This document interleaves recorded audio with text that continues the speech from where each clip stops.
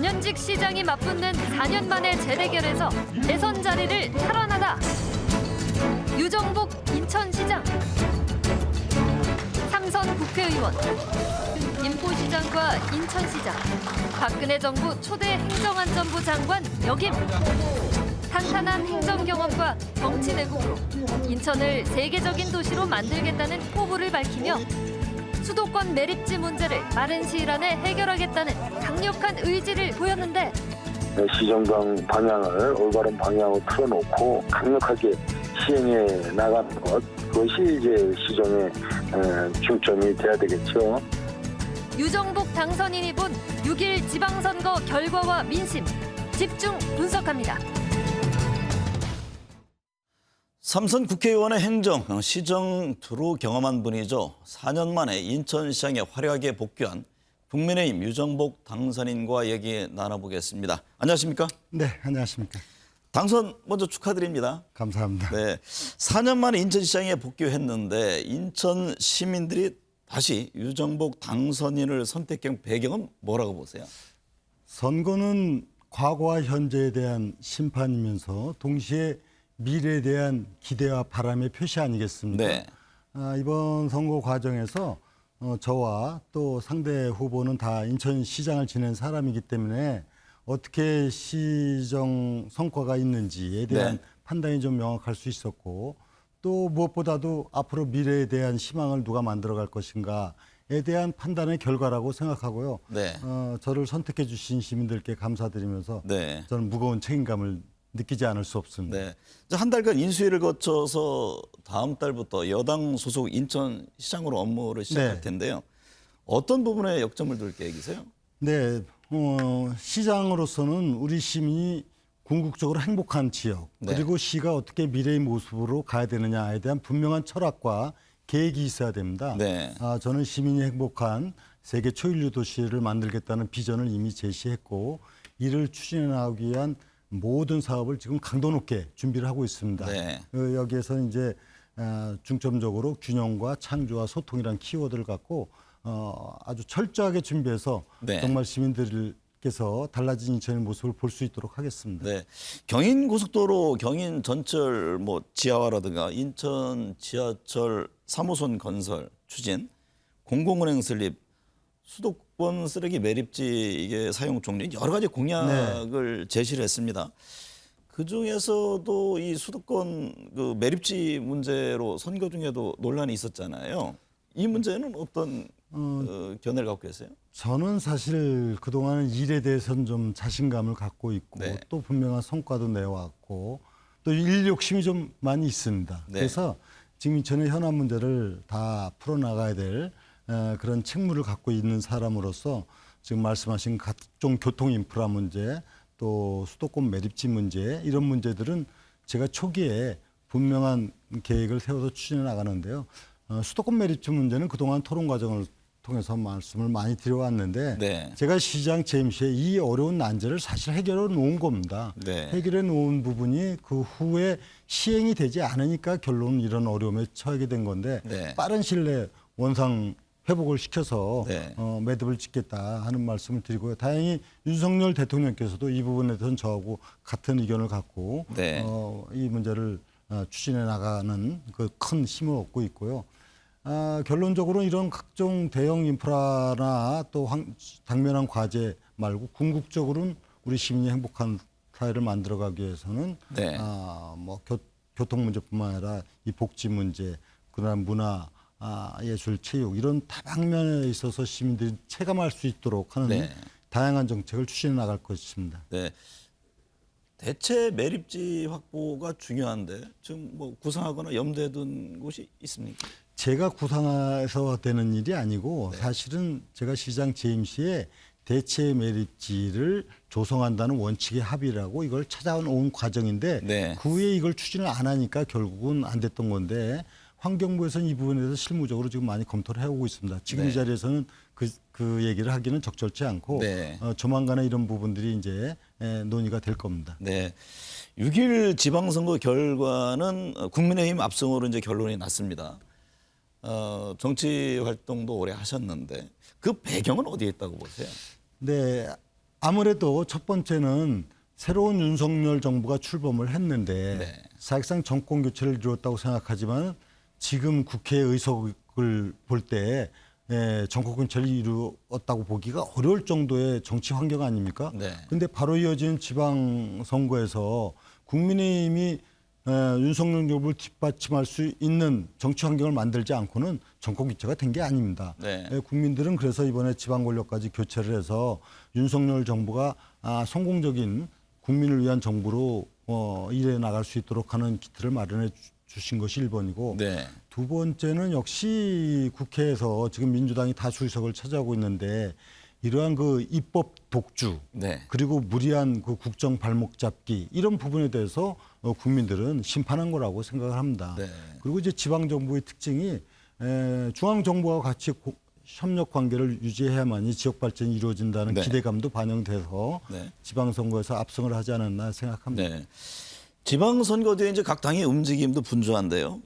국민의힘은 당 혁신위를 출범시켰는데 이준석 대표 사퇴 문제들이 얘기됐습니다만 조기 사퇴들에서 일축을 했습니다. 네. 그럼에도 불구하고 안철수 의원이라든가 뭐 정진석, 권성도 의원 등 구체적인 인물까지 차기 당대표 주자로 거론되는데 삼선 의정 경험을 토대로 조기 이 전당대회 문제는 어떻게 보세요? 저는 이제 그건 당에서 지혜롭게 대처를 해나갈 부분인데 결론적으로는 누가 인물의 문제거든요. 네. 인물의 문제인데 그동안에 제 정치를 해오면서 이렇게 느끼는 부분은 국민 당으로부터 사랑받고 신뢰받을 수 있는 인물을 우리가 과연 어떻게 내세우느냐 네. 그리고 어떻게 결정을 해나가느냐 이 과정이 있을 겁니다. 근데 이번에는 윤석열 정부 초기거든요. 그러면 윤석열 정부와 함께 대통령과 호흡을 맞추면서 국민들의 그 지지 기반을 확충시켜 나갈 수 있는 그런 사람이 돼야 될 것이고 네.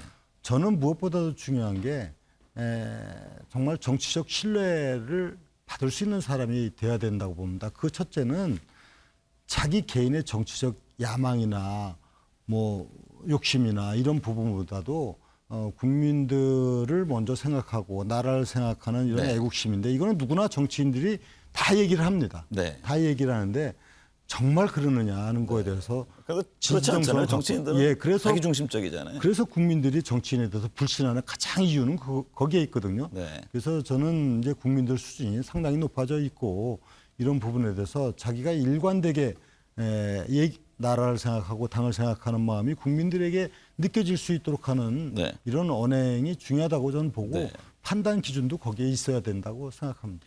민주당은 지금 선거 패배 이후 뭐 책임론 등을 둘러싸고 논란이 이어지고 있는데요.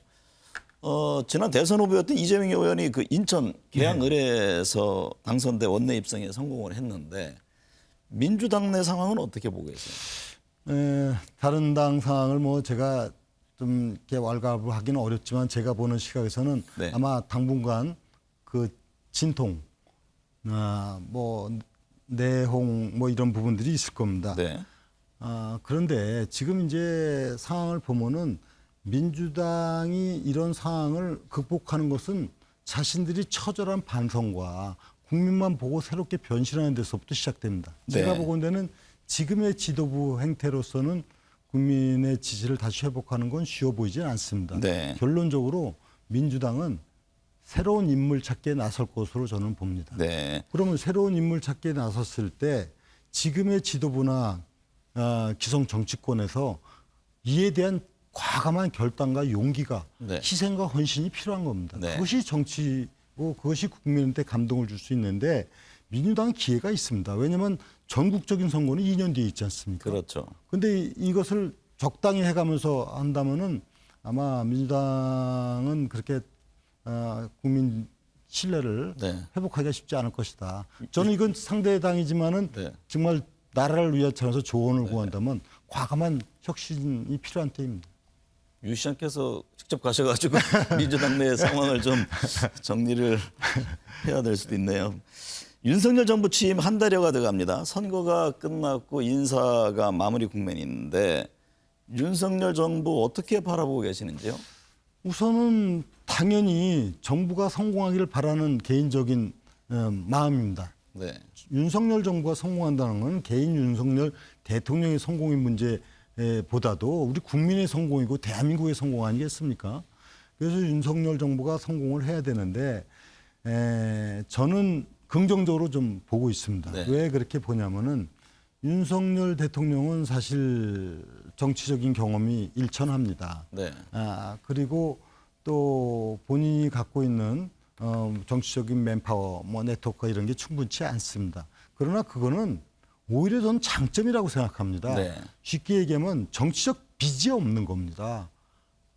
정치적 빚이 없다는 건 소신과 원칙을 갖고 해나갈 수 있는 충분한 정치 환경이다. 네. 근데 이분은 공정과 상식과 법치를 내세우는 정치 철학을 이미 제시를 했습니다. 네, 네. 그러면 자기의 소신을 일관되게 밀고 나갈 수 있는 네. 그런 위치다. 그래서 저는 윤석열 정부가 성공할 수 있는 토양은 있다. 네. 다만 본인이 갖고 있는 부족한 점이 있지 않습니까? 정치 경험이 일천하고. 인사 문제 가지고는 네. 좀 논란이 있잖아요. 그래서 여기서 중요한 부분은 결국은 이제 핵심 참모들의 역할이 대단히 중요하다. 네. 그분들이 사심 없이 오직 나라를 생각하고 정부의 훗날 성공을 위해서 함께 해나가는 이것이 전제되지 않으면은 네. 윤석열 정부도 사실은 어려움을 겪을 수가 있고요. 제가 과거에 이제 국무위원으로서 또 국회의원으로서 네. 국가가 유지되고 또 대통령이 하는 이런 걸 보면서 조금 경험적으로 볼 때 어떻게 해야 대통령이 성공을 하고 네. 어떻게 하면 실패하는가를 나름대로는 좀 판단을 하고 있는 사람입니다. 네. 많은 그래서 조언을 좀 해주시죠. 가서. 이제 뭐 윤석열 대통령께서 저를 그렇게 불러주실지 네. 모르겠지만 기회가 되면 저는 윤 대통령한테 네. 과감하게 직언을 네. 해나가겠습니다.